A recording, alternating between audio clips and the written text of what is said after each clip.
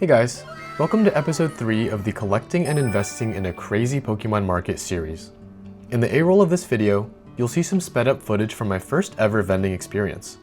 It was a ton of fun, and I actually signed up to vend at a bigger card show in a couple of weeks.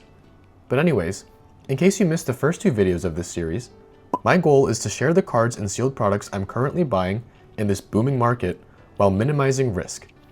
I do this in many ways, such as by diversifying my purchases between various types of products, and for example, by buying a mix of sealed products, graded cards, and singles. Sealed products are the safest products to buy, especially for sets that are out of print and if you're willing to hold long term.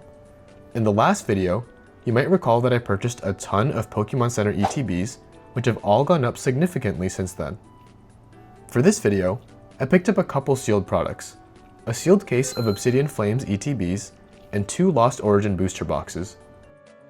Both of these sets are from the Sword and Shield era and are out of print, and I plan on holding them long term. I would like to note that the only reason I picked up these particular products is because a good deal happened to come my way. One of my subscribers reached out to me on Instagram and told me he bought these products during COVID and completely forgot he had them sitting in his closet. Normally, I avoid cards and sealed products that have shot up in value significantly in a short amount of time, but because he offered me a very fair deal, I decided to pick them up. Also, before this purchase, I only had a couple Obsidian Flames ETBs, and I didn't have a single Lost Origin booster box, so I didn't mind adding some to my collection and diversifying. That being said, if you're looking for products that will increase in value in a shorter amount of time, I would suggest buying other cards. Both of these products increased significantly over the last couple of months, and have already stabilized since then. There's a good chance it'll be a while before they start moving upwards again. Let's move on to singles and graded cards. I typically don't collect many singles for my own personal collection. However, raw singles are by far the most popular product I brought to the card show this past weekend. Fortunately for me, the same guy that sold me the sealed products reached out to me a couple days later with some singles that he wanted to get rid of. He offered me a bunch of singles at around 70% market and closer to 75% for the bigger hitters, which I was more than happy with. Also mixed in are some singles that I purchased and traded for at the show. Here's some of my favorites from the lot. Alright, and just as a disclaimer, a lot of these cards are ones I'm going to be bringing to the show, but they're all near mint, super good condition, starting with this Mega Gardevoir EX from Radiant Collection.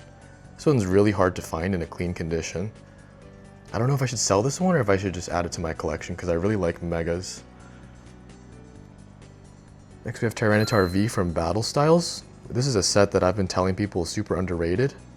And this card recently got bought out, so I'd be a little careful about buying this one, especially in a PSA 10.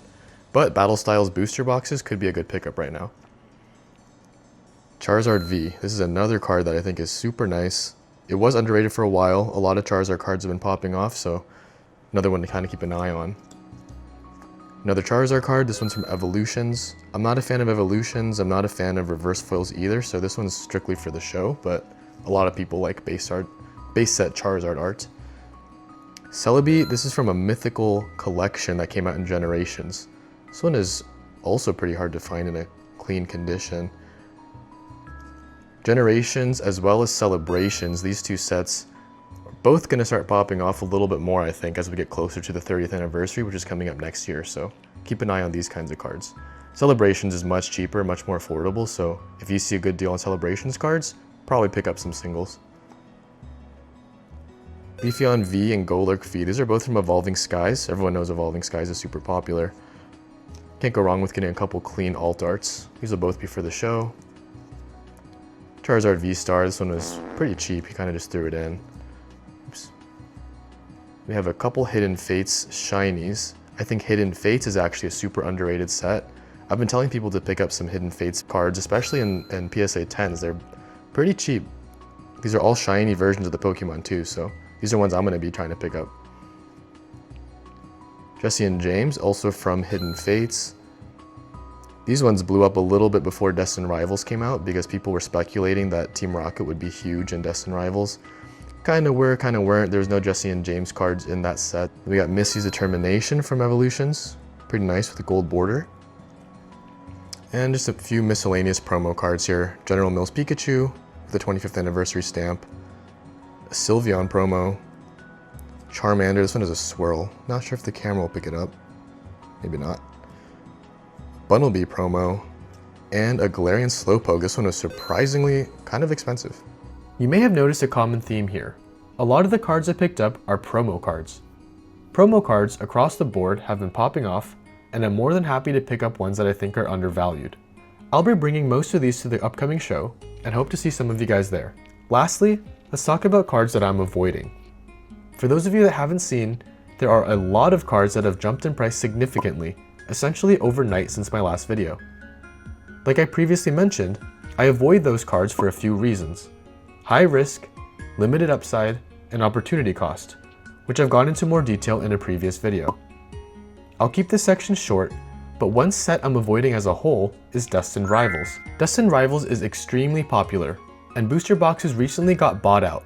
Although the set is very popular, it's so new that it's bound to get a reprint. In fact, I'm willing to bet that the Pokemon Company's been printing Destined Rivals, and that we'll see a reprint in the next couple of months. Of course, we don't know how big that reprint will be, and if you think the reprint won't be big enough to have a strong impact on current prices, and if you're bullish on Destined Rivals as a set, then by all means, consider adding some of those cards and products to your collection. Personally, I'm holding off on buying any Destined Rivals products on the secondary market, which includes Destined Rivals singles and graded cards. That's all I purchased since the last episode in this series. If you found this video helpful or entertaining, please consider subscribing. Let me know in the comments what cards you're picking up and which ones you're avoiding. Thanks for watching, and I'll see you in the next one. Peace.